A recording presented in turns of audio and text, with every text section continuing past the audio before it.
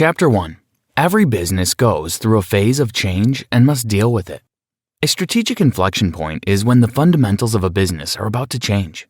The change could go two ways. It could be progressive or disastrous. Disastrous strategic inflection points can be caused by technological change and competitors and should be dealt with by adopting new technology or fighting the competition. However, they hold more power as they give rise to full-scale changes in a business's runnings, putting up a subtle phase to hide the root of the change. On the other hand, progressive strategic inflection points create opportunities for new growth in a business.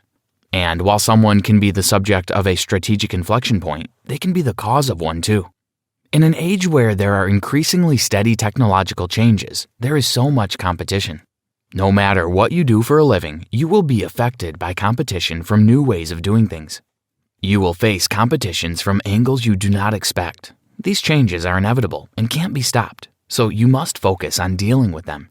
Whether you are working for a company or you own your business, it is crucial to understand the nature of strategic inflection points and what to do about them. Read on to learn how to find your way through difficult times and shepherd your career through uncharted territories. Chapter 2. A business can undergo profound changes, but its future is determined by how the transition is managed. It is hard to tell precisely where an inflection point occurred. Usually, recognizing an inflection point takes place in stages. First, you get a troubling sense that something is different and things don't work the way they used to. After all, you observe a misalignment between corporate statements and operational actions. Eventually, a new framework and set of actions emerge, after which a new set of corporate statements is generated. While inflection points are usually unpredictable, every business is meant to navigate through them. If a company ignores the signs, such a company will decline after going through a peak. Therefore, you can't wait for the perfect moment to take action. Instead, you can train your instincts to pick up the signals and quickly get to work. There are 6 factors that determine the competitive well-being of a business. The power, vigor, and competence of a company's existing competitors. The power, vigor, and competence of a company's suppliers. The power, vigor, and competence of a company's customers. The power, vigor, and competence of a company's potential competitors. The possibility that your product or service can be built or delivered differently. The force of complementers. The 5th factor is the most dangerous to a business. New techniques, new approaches, and new technologies can surface. And when they do, they upset the old order and create an entirely new climate in which to do business. To help you understand better, think about what trucking and air transportation have done to railroads and what container shipping has done to traditional ports. Another force of competitive theory everyone in business needs to be wary of is the force of complementers. Complementers are other businesses from whom customers buy complementary products. Each company needs the other, like cars need gasoline and gasoline needs cars. While the interests of a complementer are aligned with that of your business, your products support each other.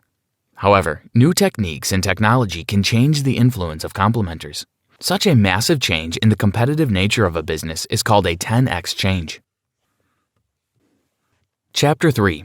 In order to survive through the constant shifts in business, a business must adapt to fundamental changes in the industry. When there's a 10x force, the business landscape changes. Sometimes the nature of the competition is apparent, just like Walmart's. To a general store in a small town, Walmart is a competition. How? Walmart came into the market with a superior logistics system, with inventory management based on modern scanners and satellite communications. They also came with large volume-based purchase costs, systematic company-wide training programs, and a finely tuned store location system designed to pinpoint areas where competition is generally weak. A far superior competitor appearing on the scene is a mandate for you to change. Continuing to do what worked before doesn't work anymore. Andrew S. Grove. Technology is constantly shifting. Even though change is mostly gradual, technology changes dramatically sometimes. Something can be done that could not be done before or 10x better than it would have been done before. Just like movies, when sound took over silent movies, an upheaval in technology has transformed many industries. When most companies of a previously regulated economy are suddenly thrust into a competitive environment, the changes multiply. Management will now have to excel at marketing their services in the midst of competing products. Also, the presence of a competition means that every person must compete for their job with employees of similar companies on the other side of the globe. This is the peak of a strategic inflection point. When fundamental changes hit a whole economy simultaneously, they affect an entire country's political system, social norms, and way of life. Where strategic inflection points occur, there are winners and losers. However, whether a company became a winner or a loser is related to its degree of adaptability. Chapter 4. While inflection points are vague, there are always signals that point out the change.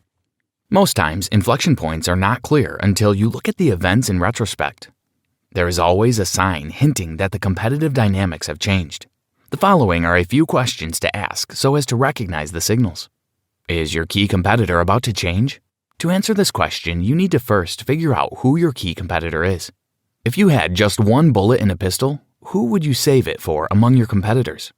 If your answer to this question is not super precise, it is time to sit up. When the importance of a competitor shifts, it is a sign that something significant is going on. Is your key competitor about to change? Does that company that mattered to your business seem less important now? Does it look like another company is about to overtake them? If so, the industry dynamics might be changing.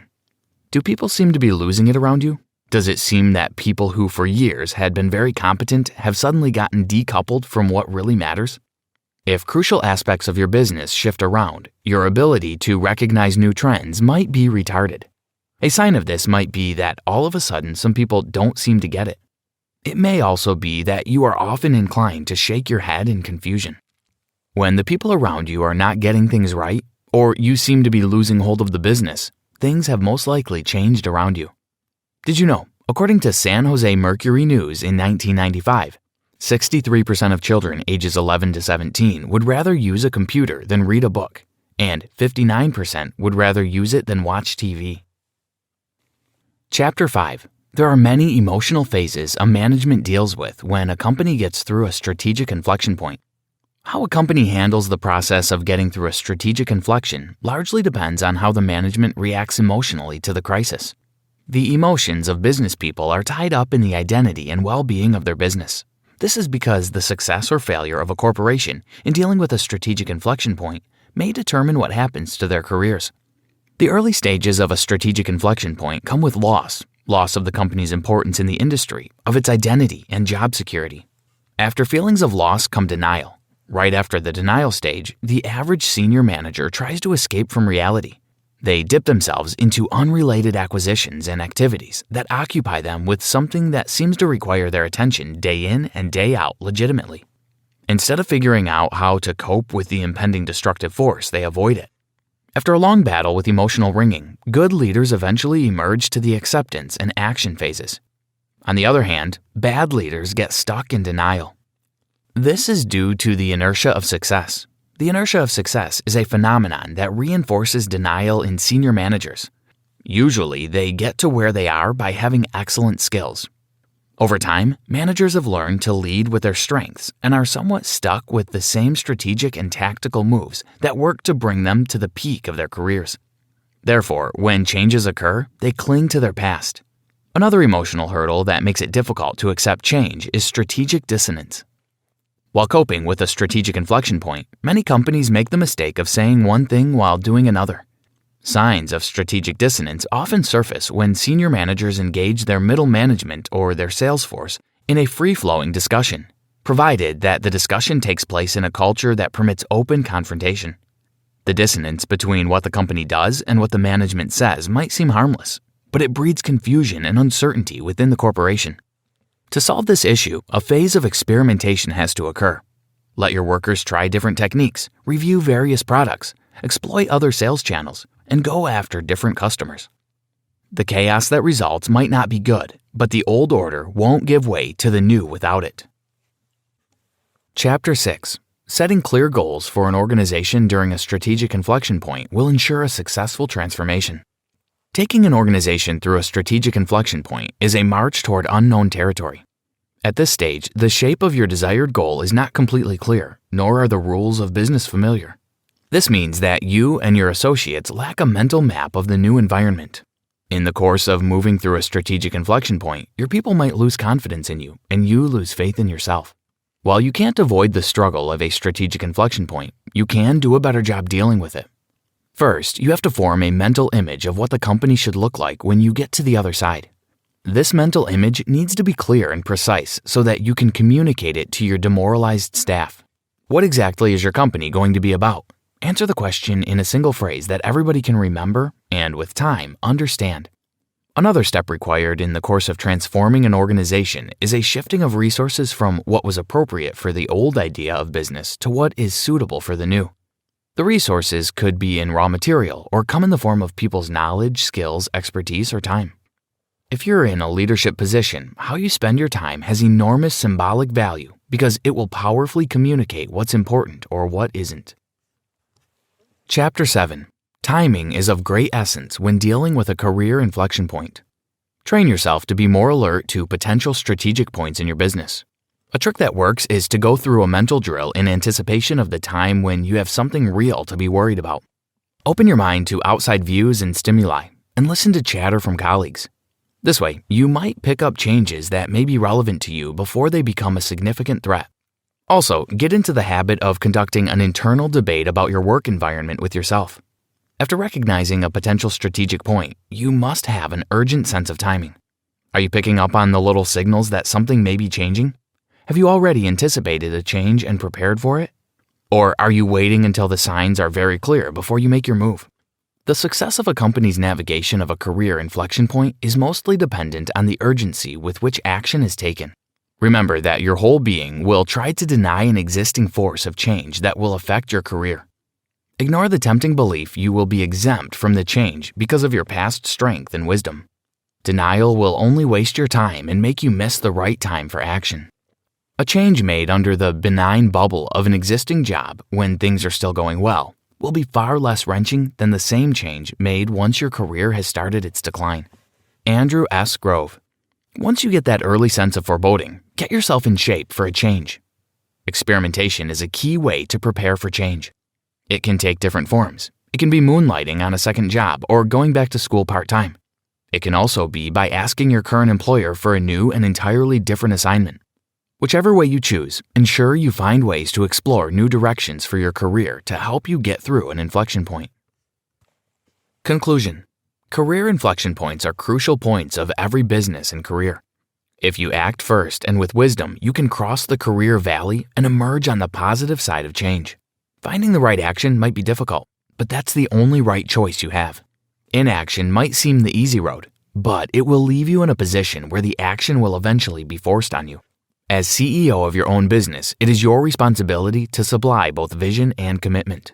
And as a single individual, your best chance to succeed in a career inflection point is to take control of it with full focus and energy.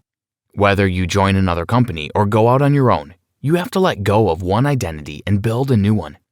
This takes effort and time and most certainly will test your courage.